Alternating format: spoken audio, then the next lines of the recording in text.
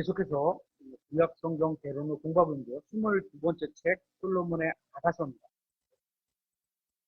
솔로몬의 아가서는 세 가지 큰 주제를 담고 있는 아름답고 참된 사랑 이야기가 나옵니다. 이 책은 남자와 여자로 적용해서 보고 또한 하나님과 이스라엘, 그리스도와 교회로 적용해서 보면 깊은 관계를 느낄 수 있는 책이기도 합니다. 이 책은 사랑하는 여인을 향한 남자의 감정을 통해 예수님이 교회에 대한 감정을 느끼시는 감정을 배울 수 있기도 합니다. 유대인들은 이 책을 대단히 존경하는 마음으로 되었다고 합니다. 그들은 이 책을 가장 거룩한 책으로 여겼고 이 책에 기록된 내용들이 유대인에게 또 적합한 그런 책이 될 수 있는 게 6월절에 8일째 되는 날 정기적으로 불리기도 했다고 합니다.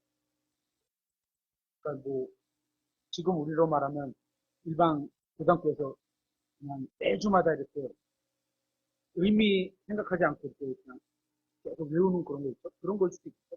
1년에 한 번 딱 이렇게 되는 날 불렀다고 합니다. 주 예수님께서 6월절 어린 양이라는 사실을 아는 사람은 이 책의 내용을 온전히 이해할 수 있게 됩니다.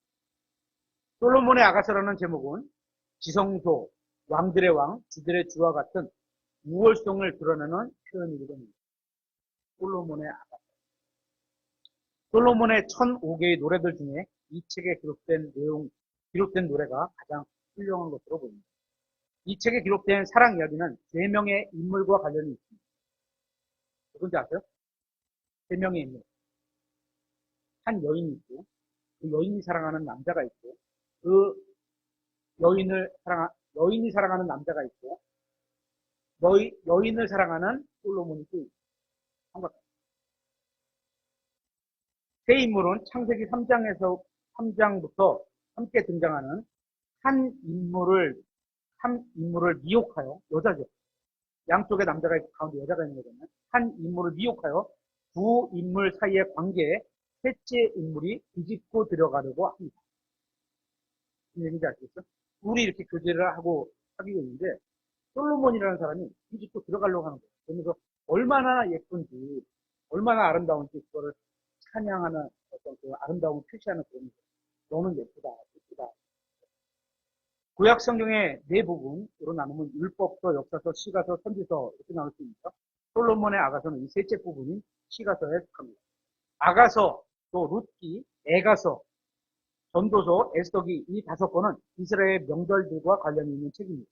그래서 해마다 그 명절들은 이 5권이 불리기도 합니다. 솔로몬의 아가서는 6월절에 해당하고 6월절에 불렸고 룻기는 오순절에 예레미야 애가는 성전 파괴를 세상하게 하는 아부월 9일에 전도서는 장막절에 그리고 에스더는 우림절에 남겼습니다. 솔로몬의 아가서는 영어 킹제임스 성경호 117절 2661 단어로 이루어져 있습니다. 솔로몬의 아가서를 해석하는 데는 여러 가지 방법이 있습니다. 이 다양한 관점을 볼 수 있어서 참 저는 오늘 시간이 유익하다고 생각을 합니다. 이 책을 대해서 네 가지 관점을 한번 보도록 하겠습니다. 첫 번째 일반적인 관점은 포도원에서 일하는 여자와 솔로몬의 사랑 이야기로 보는 겁니다. 왕은 사랑받는 자로서 매우 아름다운 존재로 묘사되어 있습니다. 대부분의 유대인들과 기독교 작가들은 솔로몬의 아가를 이런 관점에서 해석을 하고 있습니다. 두 번째 관점은 문자적으로 보는 관점입니다. 이 관점은 1771년에 조코비가 처음 주장했고 후에 성경 입성가인 유오드나 프랑스의 불신자 르넨 같은 사람에 의해 유명하게 되었습니다. 하지만 이 관점도 여러 가지 면에서 고려해볼 필요가 있습니다. 이 관점을 지지하는 사람들은 솔로몬이 자신의 경험을 기록한 것이라고 주장합니다. 맞기는 맞는 거죠. 하지만 하나님께서 거기에 마지막 기록하실 때 영감으로 주신 거죠. 1000명의 여자와 관계를 가졌던 남자가 이게 합당한 거예요? 아니죠. 그런데도 불구하고 정당하지 않은 방법으로 또 다른 여자 하나를 추구하다가 그녀를 갖지 못하자 좌절하는 이야기라고 보는 겁니다. 관점이 이런 관점도 있다 이겁니다. 그렇죠? 또 보수주의자들, 전통에 기반을 둔 보수주의자들은 이 관점을 그래서 거부합니다. 너무 속된 거 아니냐. 솔로몬이 너무 속되다고 판단한 거 아니냐. 관점이. 왜냐하면 이 책에서 솔로몬이 그리스도의 모형이라는 진리를 가렸기 때문에 어떻게 천명의 여자가 있는데 아내가 있는데, 어? 또 다른 여자에 눈을 돌려갖고 이런 사랑을 표현하냐. 그래서 보수주의자들은 거부하는 거예요. 그런 관점이. 우리는 이 관점에 대해 위에서 한두 가지 더 살펴보겠습니다. 세 번째는 비유적으로 보는 관점입니다. 이 책이 영적이고 신비로운 의미를 담고 있다고 이해하는 견해입니다. 유대인들도 이러한 관점으로 이 책을 이해하기도 합니다. 정통 유대인들 중에는 30살이 될 때까지 이 책을 읽지 못하게 하는 사람들도 있었습니다. 왜냐하면 너무 적나라하니까 그 가슴이 어떤 것든지 막 이런 그죠? 그런 적나라하게 나오니까 30살 전에는 가르치지 않았 읽지 못하게 했다. 그런 거죠. 히브리인들은 이 책이 여호와 하나님과 그분의 백성인 이스라엘 사이의 사랑과 연합을 담고 있다고 해석을 합니다. 이 관점은 어느 정도 인정되는 부분도 있습니다. 하지만 하나님과 사랑에 빠진 것은 이스라엘 민족 전체가 아닌 경건한 사람들, 하나님과 하나님의 속성을 따라가는 사람들, 닮아가는 사람들이라는 사실을 기억할 필요가 있는 겁니다. 네 번째, 광범위한 적용. 해석은 제한적이지만 적용은 좀 더 넓게 할 수 있다는 겁니다. 해석은 문자적으로. 하지만 적용은 우리 교회에게도 적용돼서 이익을 얻을 수 있고 이런 거죠. 우리는 이 책을 그리스도가 교회를 향한 사랑으로 적용해서 볼 수도 있습니다. 그렇죠? 하나님, 예수님께서 우리 교회를 이렇게 이쁘게 보시는구나. 그죠? 그러려면 어때요? 삶은 내가 똑바로 살아야겠구나. 이런 것도 배우게 되는 거죠. 이스라엘과 아버지 하나님의 연합, 또 교회와 아들 하나님의 연합은 모두 하나님의 말씀에 제시되어 있습니다. 신약 성경에 있는 거죠. 이건. 이스라엘과 하나님 그리고 교회와 예수님은 성경에서 혼인 관계를 맺은 부부로 묘사되기도 합니다. 각 한 장씩만 한번 찾아보겠습니다. 이사야서 54장 1절부터 5절. 이사야서 54장 1절부터 5절.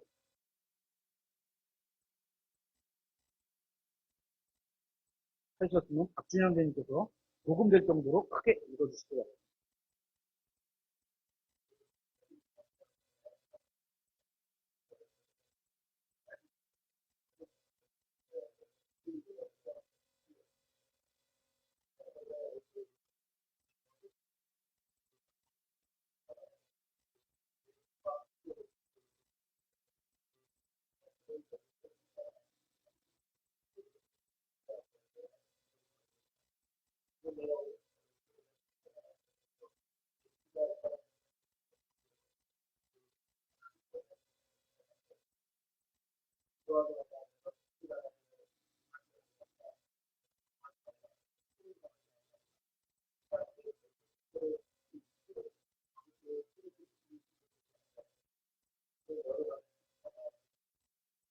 네, 계속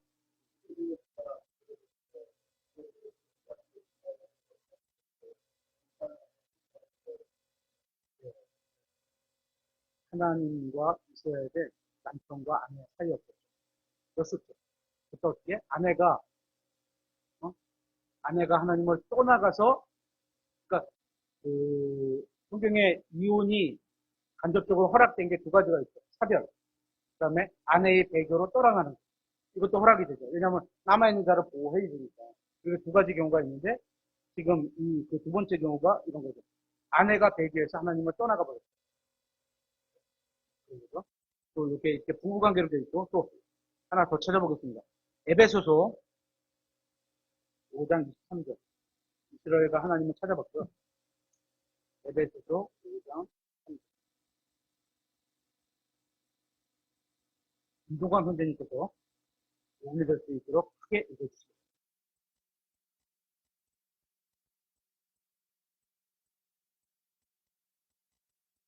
5장 23절.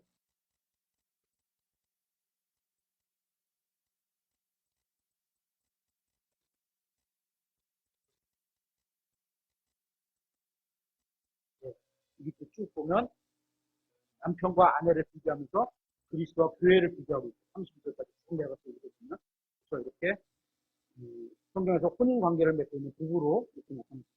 솔로몬의 아가서는 1차적으로 이스라엘에게 적용되고 2차적으로는 교회에게 영적으로 적용한다고 처음으로 주석한 사람이 히폴리투스 225년 굉장히 오래된 거죠.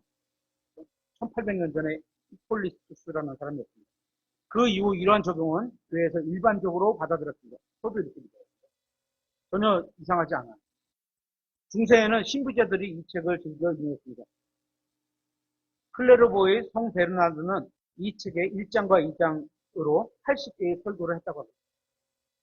또 다섯 번째, 교회사적으로 적용하는 사람들도 있었습니다.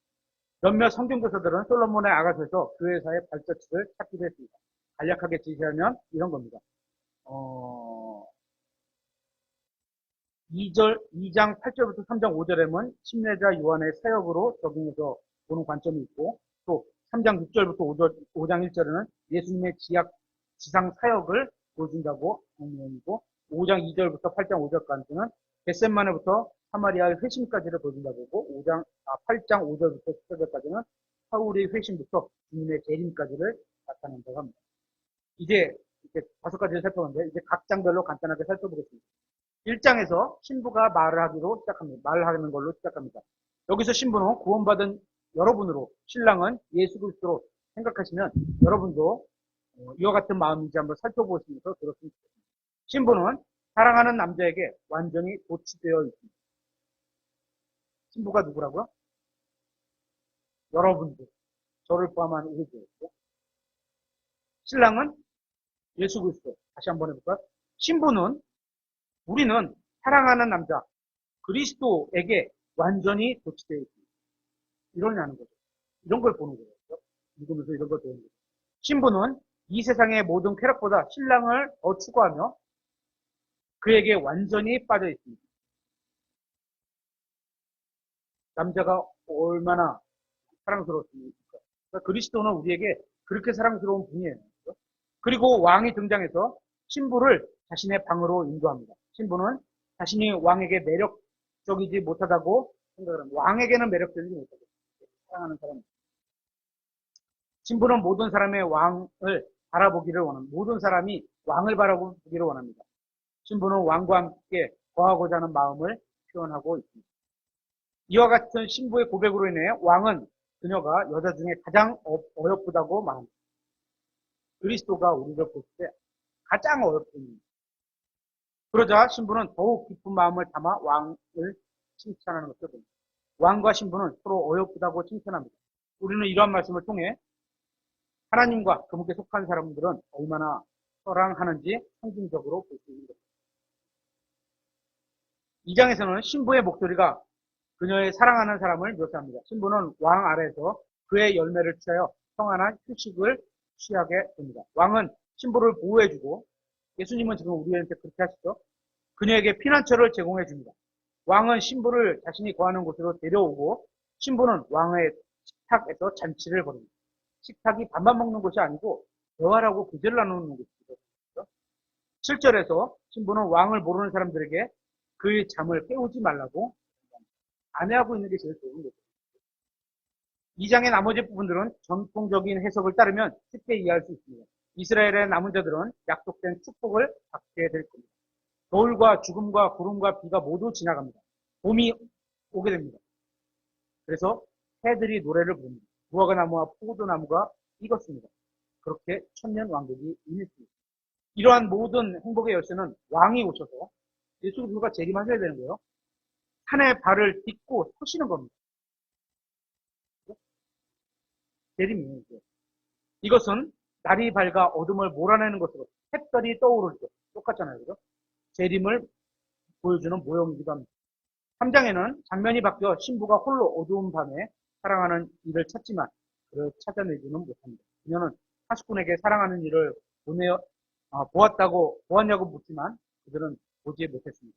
그리고 마침내 그녀는 사랑하는 이를 찾았습니다. 이 말씀은 두 가지로 적용이 가능합니다.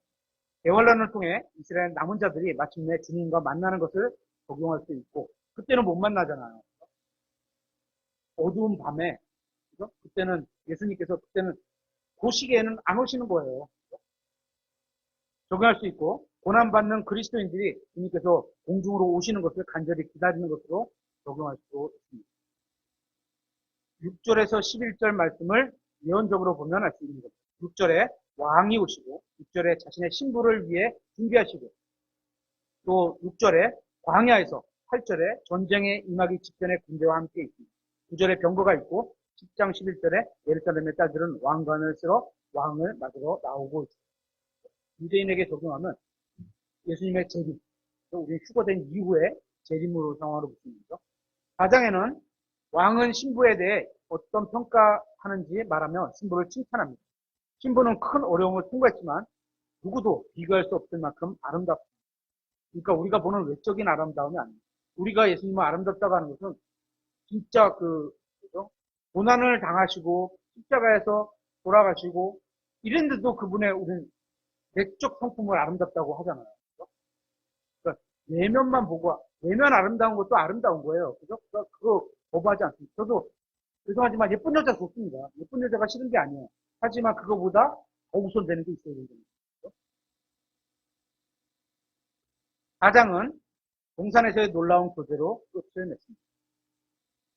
5장에는 왕은 신부를 누이오 정혼자라고 소개합니다. 왕은 다른 사람을 잔치에 초대합니다. 왕은 물러서서 신부가 왕의 소유물이 아닌 왕을 추구하는지를 지켜봅니다. 에스더가. 신부가 진심으로 왕을 바라보며 찾았을 때 왕은 보상을 신부는 큰 회중 가운데서 왕을 칭찬합니다. 신부가 왕에게 보내는 최고의 천사로 5장을 끝을 맺습니다. 6장은 왕에 대한 신부의 칭찬에 대해 예루살렘의 딸들의 대답으로 시작을 합니다. 그리고 신랑은 신부에 대해 사랑이 충만한 칭찬을 이어갑니다. 계속 아름답다. 이런 칭찬이 계속 넘어집니다. 그냥 하나만 아름답다. 찾아서 또 아름다운 거고 찾아서 또 아름다운 거고. 음소리가 아름답다. 목소리가 아름답고 마음이 아름답고 이거 더 점점 아름다운 게 있습니다. 여기서 다시 재림의 모형이 등장합니다.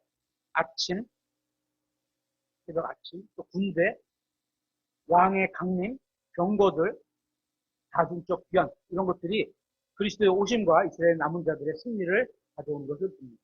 7장에는 이제 무리가 놀라며 나와서 신부와 함께 기뻐합니다. 신부도 기쁨으로 화답을 합니다. 7장의 마지막 부분도 주님께서 천년왕국에 관한 말씀과 일치하는 것을 보게 됩니다. 마지막 8장은 전체를 다시 한번 보여주고 있습니다. 이 장은 사랑하는 일을 재촉하는 것으로 끝을 냈습니다.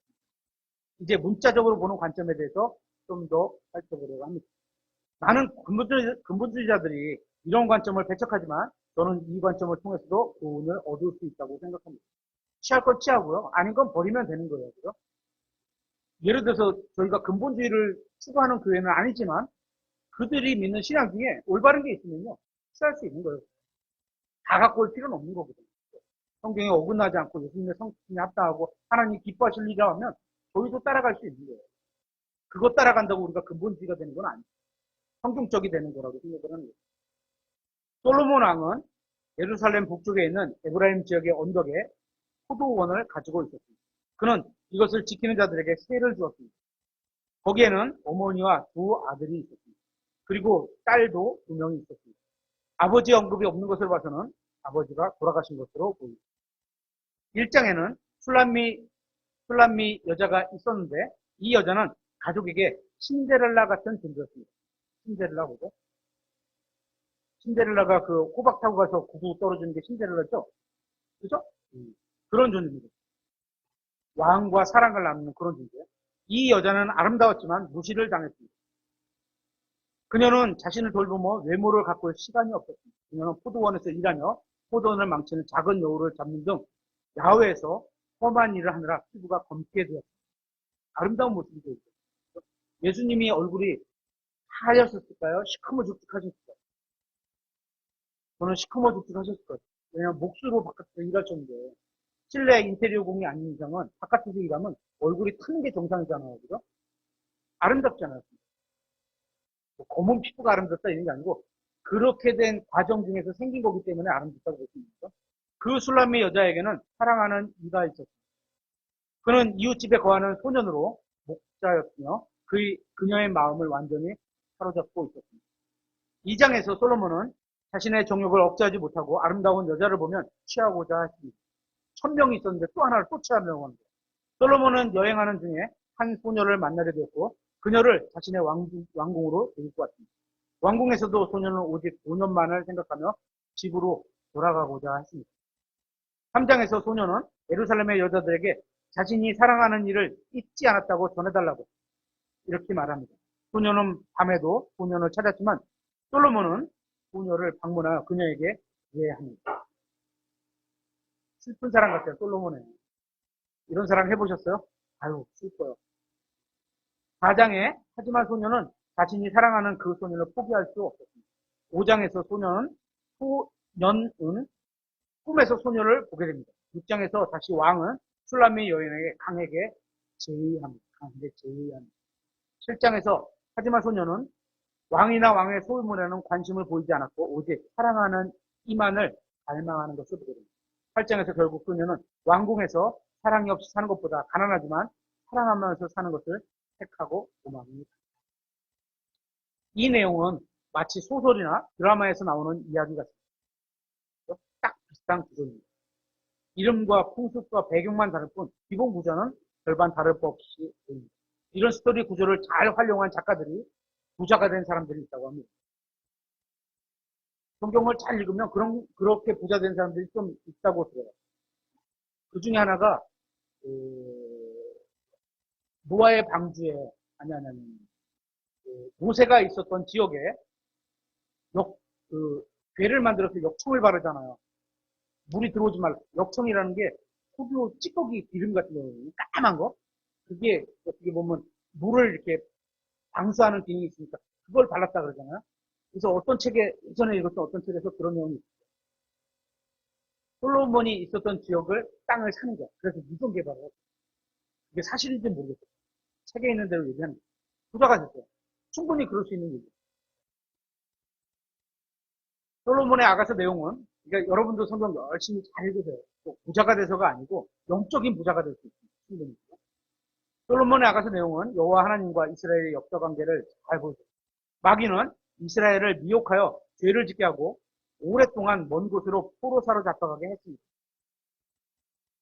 발람의 교리가 그죠. 발람의 교리가 뭐예요?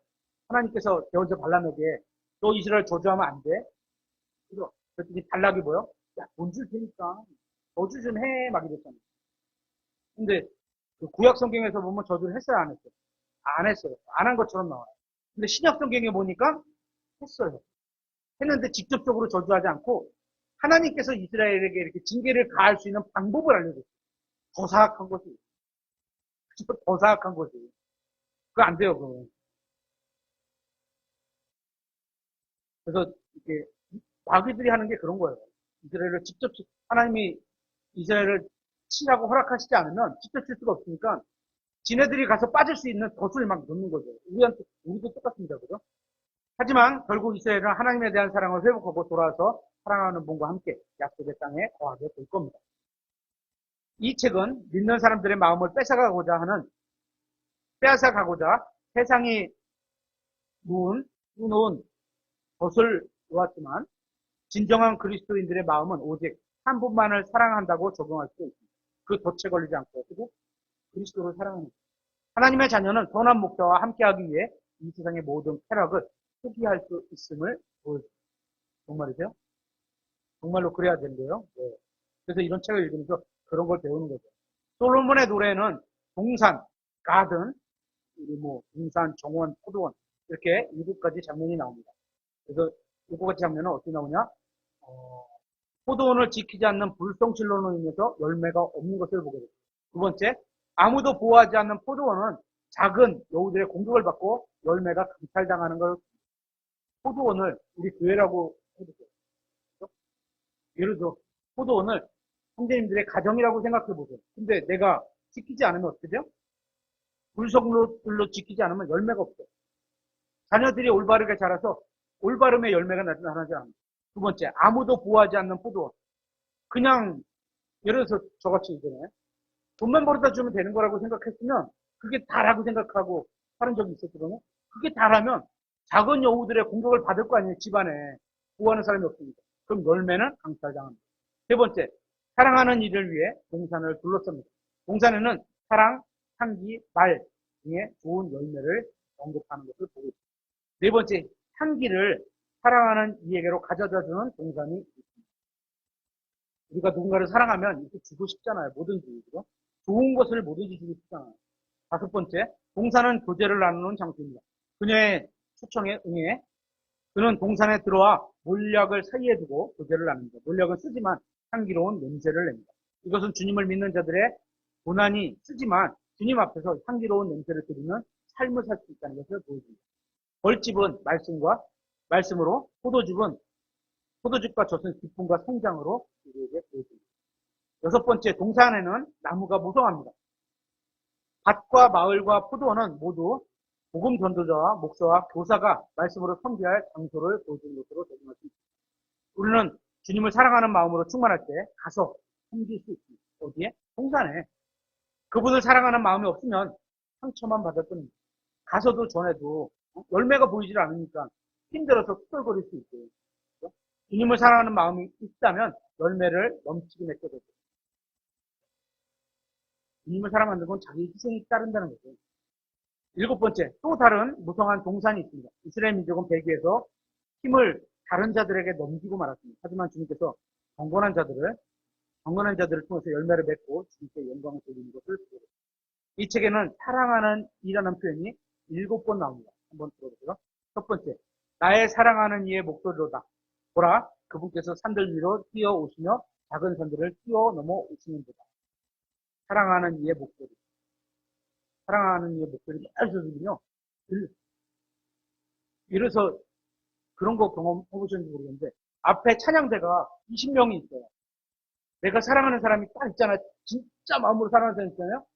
그분 음성만 들었어요. 그 20명 안에서 약간 다른 게 있어요. 그거 찾을 수 있어요. 우리가 예수 그리스도의 음성을 그렇게 내가 사랑함으로 그분의 음성을 들을 수 있을 정도가 되겠죠. 두 번째, 나의 사랑하는 이께서 내게 말씀하여 이르시되 나의 사랑, 나의 어울뿐 자여 일어나서 떠나가자. 오늘 가서 아내가 있는 분들은 선생님께서 이렇게 얘기해요. 나의 사랑, 나의 어울뿐 자여 일어나서 떠나가자. 떠나가자는 빼시고 일어나자. 네 번째, 사랑하는 이는 내 것이며 나는 그분의 것이며 서로 소유가 되는 거예요. 부부도 마찬가지예요. 이게 뭐는 당신의 것을 내가 선택권 할 수 있는 권한이 있고 내 것을 당신이 할 수 있는 권한이 있어요. 사랑하는 이는 내 것이며 나는 그분의 것이다. 네 번째, 내가 사랑하는 이는 내가 나의 사랑하는 이에게 문을 열기 위해 일어나니 내 손이 몰약과 함께 내 손가락을 달콤한 냄새를 내는 몰약과 함께 밤물새 순대비로 떨어져 들어오시라고 문 열었습니다. 다섯 번째, 오 여자들 가운데 가장 어여쁜 자여 너 사랑하는 이가 다른 사람의 사랑하는 자보다 나은 것이 무엇이냐? 너의 사랑하는 이가 다른 사람의 사랑하는 자보다 나은 것이 무엇이기에 네가 우리에게 이같이 당부하느냐. 얼마나 사랑하면 이런 말을 하겠어요. 여섯 번째, 자기의 사랑하는 이에게 기든 채 광야에서 올라오는 이 여자는 누구냐? 사랑하는 사람한테 기대서 잠을 잘 수 있는 거 얼마나 진짜 그 기댄 사람도 그렇고 기대음 받는 사람도 그렇고 얼마나 사랑하겠어요. 일곱 번째, 나의 사랑하는 이여 서두르소서. 당신은 상노들의 산들 위에 도는 모르나 젊은 사슴같이 되죠. 이 책을 보면 사랑하는 세 단계가 나옵니다. 살펴보도록 하겠습니다. 1단계는 우리는 약혼자나 배우자나 그리스도를 생각하지만 가장 중요하게 여기는 것은 자신의 기쁨입니다. 나의 기쁨.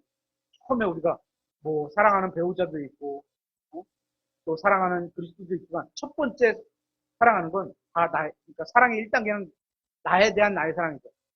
그래서 처음에 사람들은 그렇죠. 연애할 때는 상대방이 더 사랑스럽다고 결혼하고 나면 이게 바뀌어서 내가 더 사랑스럽기 때문에 이게 문제가 되는 거예요.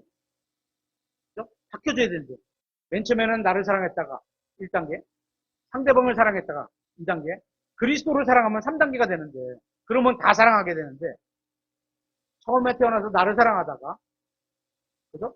연애할 때는 상대방을 사랑하다가 2단계로 갔다가 다시 3단계에 어디를 사랑해야 돼?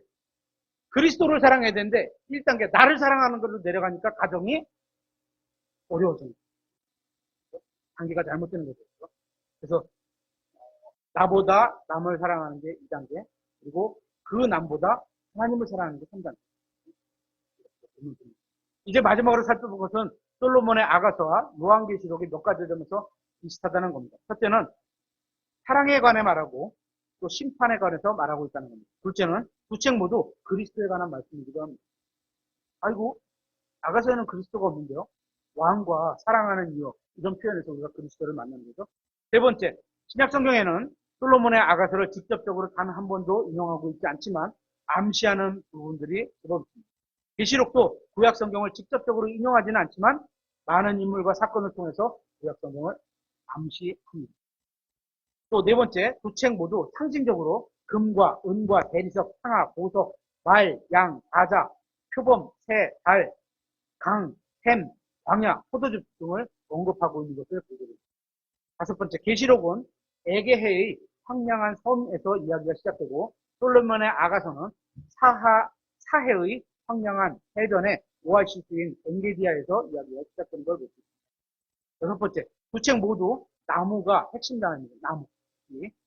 계시록에는 생명나무와 그 열매가 나오고 솔로몬 아가서에는 사과나무, 종려나무, 전나무, 무화과나무, 포도나무, 백상목 등이 나옵니다. 일곱 번째, 두 책 모두 중심 인물이 왕입니다. 여덟 번째, 두 책에서 모두 다 참사랑으로부터 여자를 쟁취하려는 거짓 왕의 이야기가 나옵니다. 아홉 번째, 두 책에서 모두 왕의 신부인 여자가 나옵니다. 열 번째, 두 책에서 모두 칼을 가지고 전쟁하려는 군대가 나옵니다. 또 11번째, 솔로몬의 아가서 5장에서 왕은 만명 가운데서 가장 뛰어난 존재로 칭송을 받습니다. 그리고 계시록에서는 수많은 천사들 중에 주님의 찬양을 하고 있는 걸 보게 됩니다. 12번째, 두 책 모두에서 구혼자가 문 앞에 서서 두드리는 것을 보게 됩니다. 13번째, 두 책에는 보라 그분께서 오신다는 Behold, become 이 세 글자, 영어 단어로 세 글자로 된 유사한 말이 나옵니다. 14번째 마지막 두 책의 마지막 단어도 매우 흡사합니다. 한번 찾아보겠습니다. 두 책의 마지막 단어. 8장 10절. 아가서 8장 14절. 솔로몬의 아가서 8장 14절.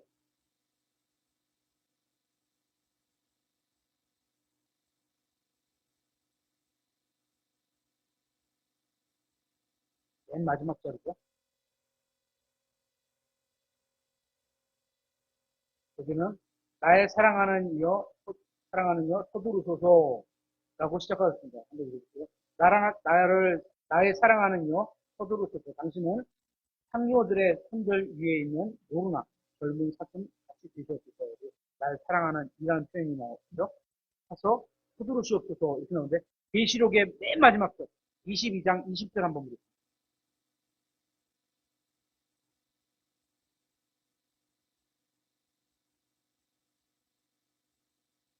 22장 20절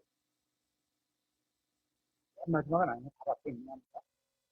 이것들을 증언하시는 분께서 이르시되 내가 반드시 속히 가리라 하시는 그가 아멘 주 예수님이여 과연 그와 같이 오시옵소서. 서두르소서. 사랑하는 이여 서두르소서. 그와 같이 오시옵소서. 비슷한 유형으로 끝이 맺는 것을 이렇게 해서 솔로몬의 아가서 대회를 마치도록 하겠습니다.